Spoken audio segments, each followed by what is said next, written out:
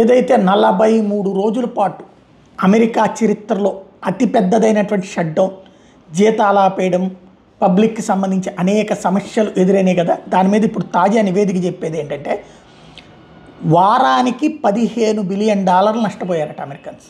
$15 billion ఒక్కొక్క వారానికి.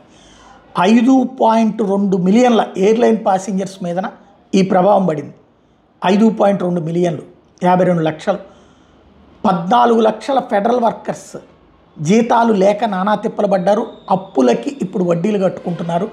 కిస్తీలకి ఇబ్బంది అయింది. సిబిల్ స్కోర్కి ప్రాబ్లం అయింది. 42 లక్షల మంది స్నాప్ బెనిఫిట్స్ అంటే ఆహారం లభించిన వాళ్ళకి ఆహారం, అదనంగా ఏవైతే వస్తువులు అంటే పేదవాళ్ళకి లేదా ఏ అవకాశం లేనటువంటి వాళ్ళకి ఇచ్చేటటువంటి బెనిఫిట్స్ ఆగిపోయినాయట. ఇది డెమోక్రాట్స్ సృష్టించిన విధ్వంసం.